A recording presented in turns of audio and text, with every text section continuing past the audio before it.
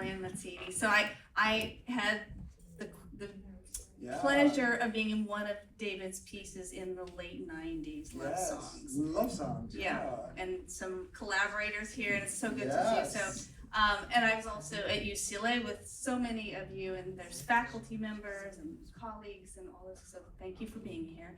But David, congratulations. How is it to see all of that now? It's been 30 years, a span of 30 years of more of this work. So what's it like to see it today on the big screen? What's your feeling about being? It was it was really great. I really appreciate it, and thank you to Dance Camera West and Kelly and everyone at Dance Camera West for giving me this opportunity to see the work together.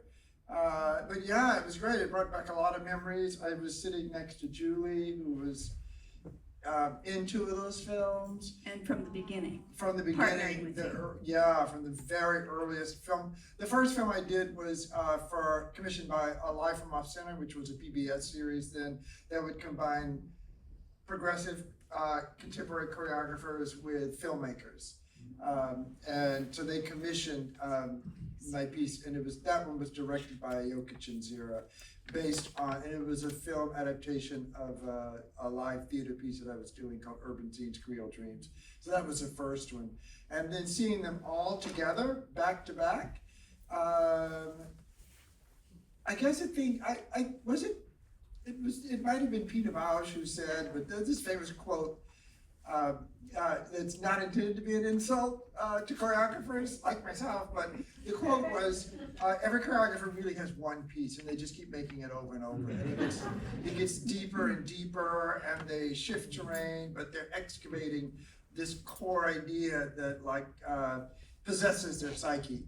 And that's probably the thing that I noticed seeing them back to back, is that they're all about the meaning of life, or the tone of life, which is bittersweetness to me. All of them. Yeah, you're known for your storytelling and being able to combine that with movement and humor and honesty, and always, I think all of these films and your large stage work, your intimate stage work, your screenwriting is really tackling difficult questions, and about love and survival and identity. And so I'm just, those are the things that I see, and I'm just wondering, because you've been on, doing stage work and film work, how do you approach taking your ideas and your movement into the medium of film? What's the thinking process that's different? Yeah, that's a really great idea. That's a really great question. From the beginning, I have no idea I have no idea why, but from the very first moments, I keep pointing to Julie, because Julie was in my very first company. I was doing solo work, and then we started working together in my very first company. So Julie was there to not only witness, but also give to the process, because my process has always been quite collaborative. And from the earliest moments, I had a strong social justice interest. So I was going to become a social justice lawyer. I went to Princeton, I graduated, I applied to law school, I got in, and I deferred and moved to New York. Just make a long story short. So the social justice and the concern with the plight of marginalized people was always, as a marginalized person from Third Ward, Texas, was always at the center of my psyche. But I think because I started in theater and then dance, but primarily I saw mostly films when I was growing up. And so when I entered the studio, I noticed right away that I was using the language that I understood in such a naive way of cinema. I would say, oh no, that's a close-up and you're treating it like a wide shot. Or no, that's a jump cut and not a crossfade. Or no, we're changing scenes here. We're going, so I was using this, my aesthetic was quite cinematic. And I guess that's because I saw so many films growing up. And it was almost like I was trying to apply a cinematic aesthetic to the stage. And when I made that first film, The reason Alive from Off Center, now called Alive TV, commissioned the film was because they thought my vision was so cinematic, and they thought it would behoove me to work in a medium where you actually could jump time and place in an instant. And so it felt like a really seamless transition. And then what I didn't expect was the ways that my live work was affected by making video and film. That I did not Okay, I'll say expect. more about that. Most especially, two things. One is the layering of imagery, and in film it's really clear, and I learned so much from editors like Ravi Shaw. I was noticing here some of the choices she made in the editing, where one body falling becomes the other body falling. And so what I learned was the importance of what it means to put images together and imagery together, and then that translated into choreography together. And mostly, the main thing I learned was about editing, and that I became less precious. I learned about the important. Before I started making films, my pieces were like 2 to 3 hours each. I remember that. Yeah, like the one you were in was like 2.5 hours. And I just learned to be less precious about editing and the importance of editing. And I developed a dramaturgical sense from, to make a long story short, I went to the Sundance feature film development labs. They were always looking for an interesting theater artist to create a feature film. I was in the screenplay development labs twice. And the one thing I remember that transformed the way that I make work, because it was an acknowledgement, was they kept talking about the 3-act structure of film. And I thought, okay, this is bullshit on many levels, because first of all, are you Sundance? You said it telling us there are no rules, but your only rule is a 3-act structure. Every film can be broken down. And when I realized beginning, middle, and end, with a climax between parts 2 and 3, and that changed the way that I approached, because I started to craft abstract work in a 3-act structure, introducing ideas, building ideas, culminating ideas, and then resolving ideas. So it gave me a structure, even when you're being nonlinear and abstract, that I could apply, and that really helped me with shaping composition and editing composition. Yeah. And so some of the themes of these films are drawn a lot from your personal stories, your family stories, your background. So how do you bring those stories, and then with all the stuff, with the screenwriting and the writing, expand them to stories that you want to be telling, and then how does that transfer to the film? Yeah, that's a great question. I would say the one that I was struck with, and I'll use it as an example, was Bittersweet, which for several reasons is certainly one of my favorite, if not my favorite piece I've ever made, just because it seems so personal. It's so personal to me. And some of my favorite lines that I've ever written, the one that I was struck with was one that happens towards the end. Like the choice is forced on women who demand their own freedom. Life is bittersweet. That piece, I learned, for me, the personal is the artistic, is the political. And so that piece was based, I learned how to approach life from women. I was just gonna say, tell me about the women in your life. Yeah, the boys I thought were horrible when I was growing up, and they wanted to beat me up constantly because I couldn't play sports, so I wasn't interested.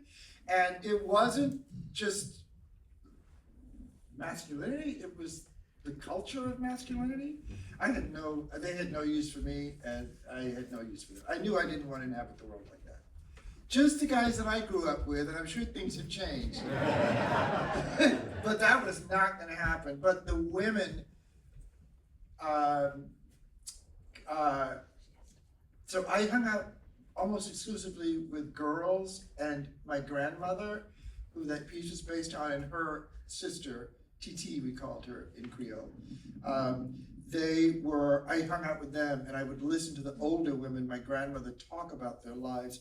I would just sit there pretending I wasn't listening.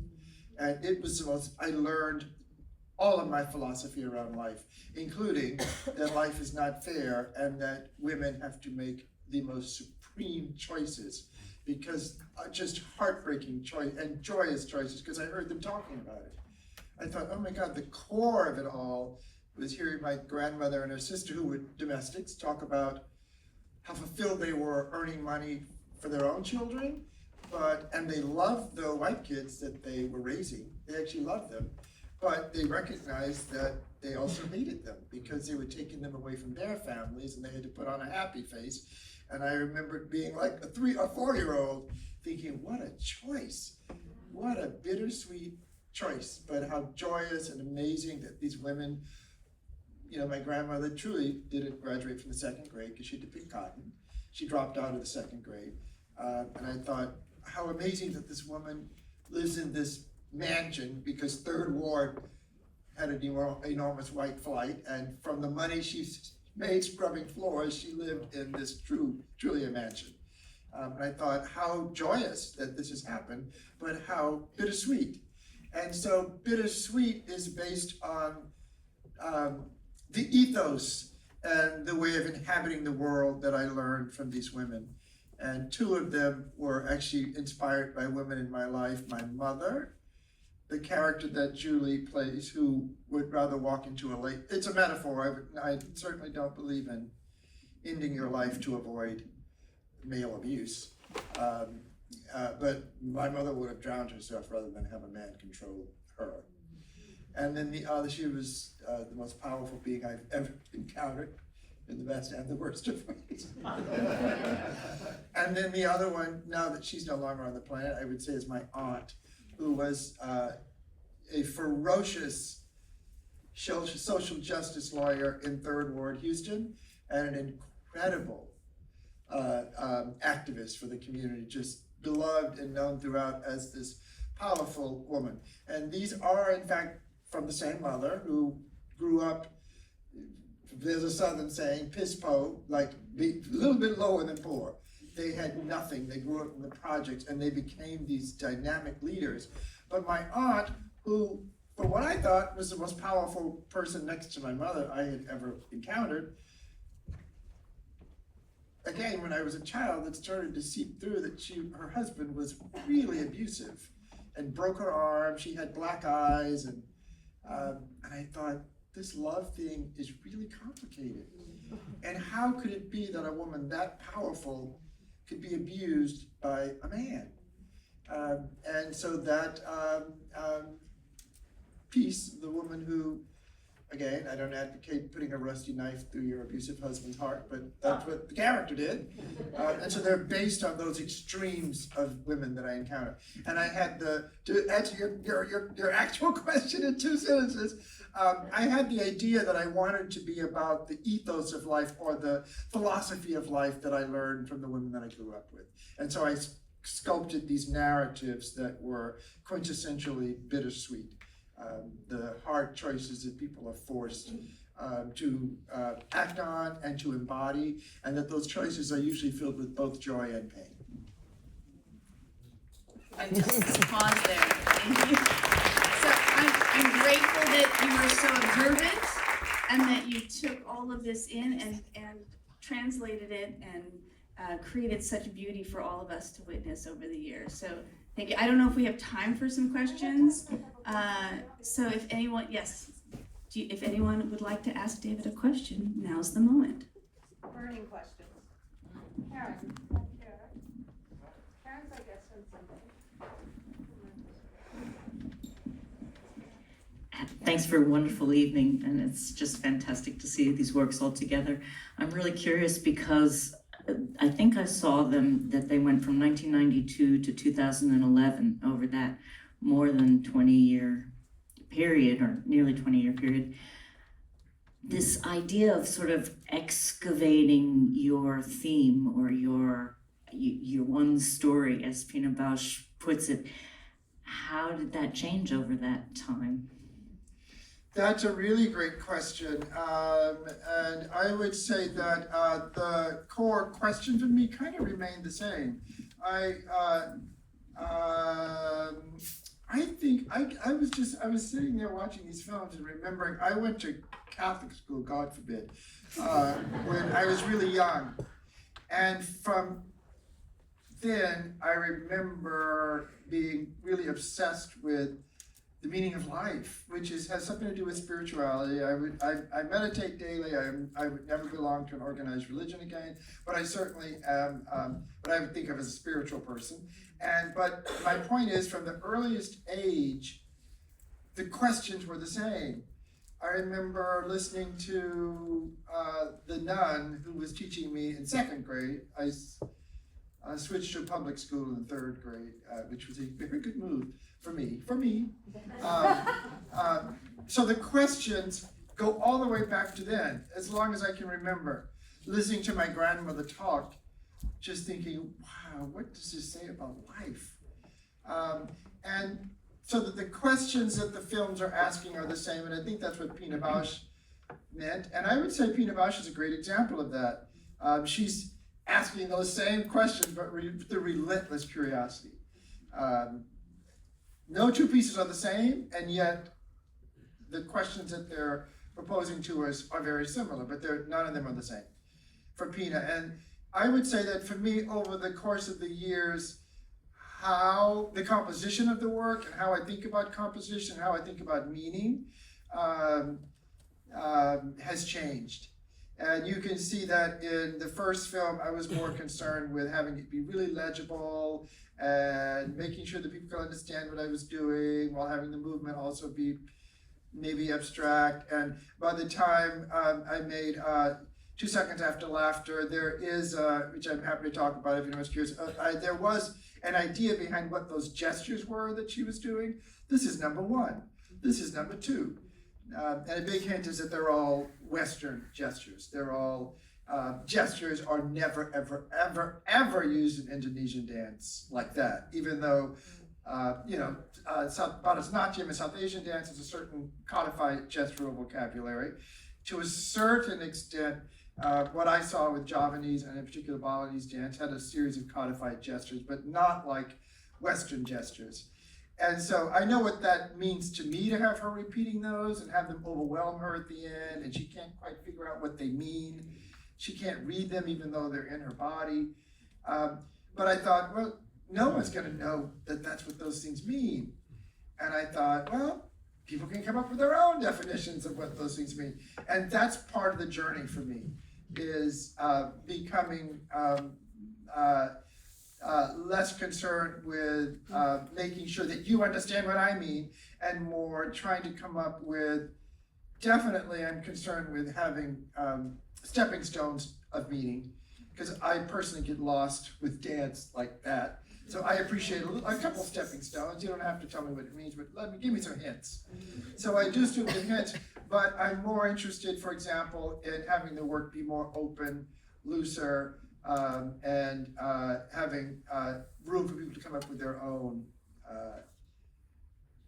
meanings from the work. It's less, I'm less didactic about what the meaning is. And I'm looking at Mina and Sabela, who just collaborated with me on a live theater work, Becoming Dead AF, because a lot of it is the same process for me. And when I was working with Mina and Sabela, it used to be way back when I would approach a collaborator and say, here's what I want you to do. And Mina and Sabela and Chris Kuhl, the brilliant lighting designer. Oh my God. The beauty of it now is less, and I don't think any of those 3 people would work with someone who said, here's what you're gonna do. But it was more, here's what's feeding the piece, here's the ideas that are feeding it, and so I'm sure the collaborators can come up with something much stronger than I can in their genre, for sure. And so there's been a process of just opening and becoming more secure in the not knowing.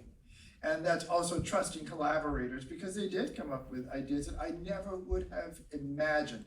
And life, it goes back, I'm sorry, everything goes back to the philosophy of life. Another one for me is that The deeper meaning, meaning the subtext, is where the juicy meaning is. And so I talked to Mina, Sabela, and Chris about, here are the deeper themes that are feeding this piece, and you can express them in any way that you want. Because the thing that connects the dots is not the narrative, it's not the visuals, it's the deeper thematic connections. And so often in my films and live work, there's sometimes no surface connection between the different elements that are feeding the work. The deeper connection, the subtext, the deeper meanings, or colors even, are the things that connect them, which is also part of my philosophy of life.